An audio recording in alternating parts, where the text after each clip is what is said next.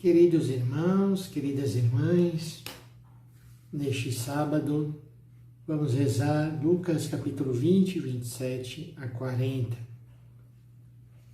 Naquele tempo aproximaram-se de Jesus alguns saduceus. Os saduceus negam a ressurreição e perguntaram a ele: Mestre, Moisés deixou-nos escrito: se alguém tiver um irmão casado e este morrer sem filhos, deve casar-se com a viúva, a fim de garantir a descendência para o seu irmão.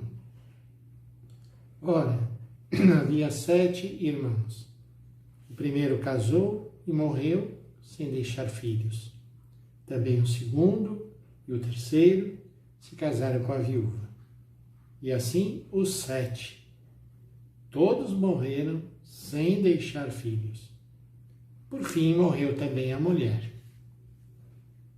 Na ressurreição, ela será a esposa de quem?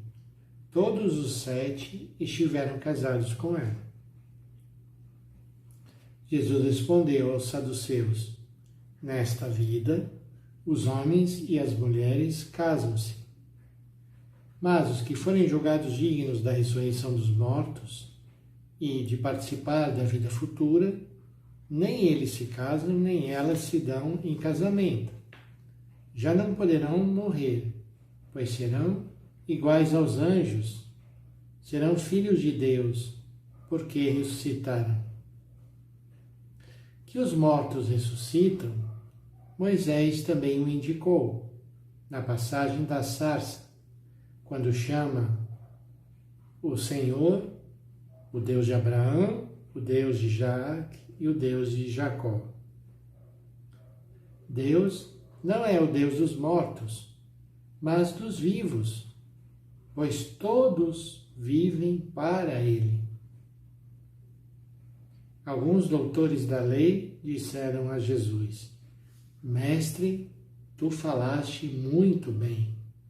E ninguém mais tinha coragem de perguntar coisa alguma a Jesus.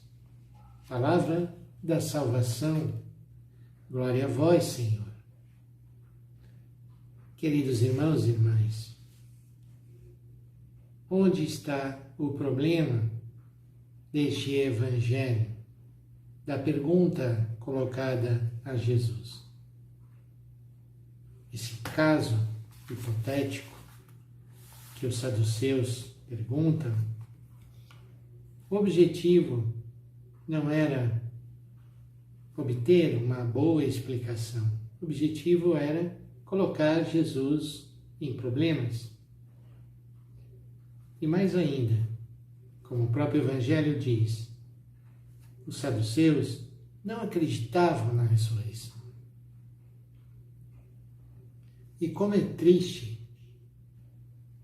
a gente perceber a vida de alguém que não tem fé na ressurreição.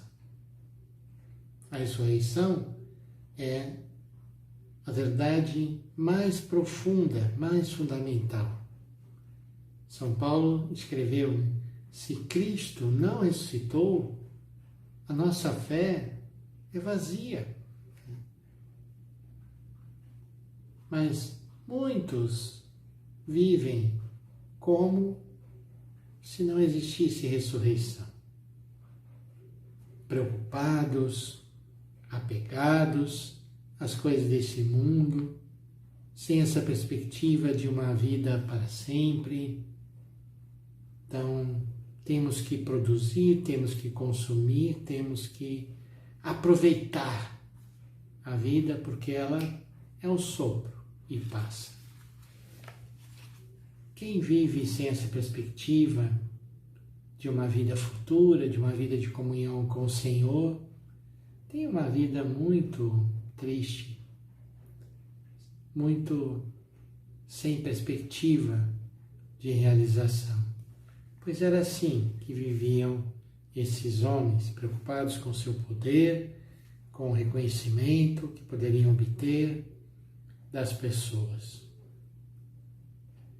Jesus aponta então para o principal. O principal não é se nós vamos, depois de ressuscitar, continuar com a mulher ou vai ser o outro que vai ficar com ela, porque ali o importante é viver para o Senhor. É viver para agradecer por tudo que o Senhor fez e continua fazendo por nós. A frase mais importante do Evangelho é a palavra que Jesus diz: Deus não é o Deus dos mortos, é o Deus dos vivos. E todos vivem para Ele. Todos vivem para Ele, diz Jesus. Então, ao invés de gastarmos a nossa vida preocupados com como vai ser, né, depois da morte, vivamos para Cristo. Nos dediquemos a anunciar essa palavra.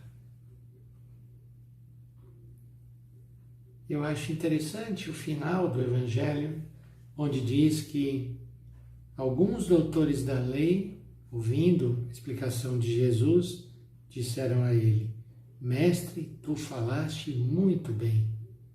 Não tinha mais coragem de continuar perguntando.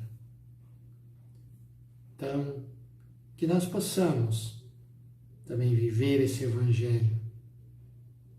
O amor é um amor universal, aberto a todos e todas. Então, que nós possamos amar. Não nos preocupemos com questões ligadas a um futuro que não nos pertence, que não sabemos.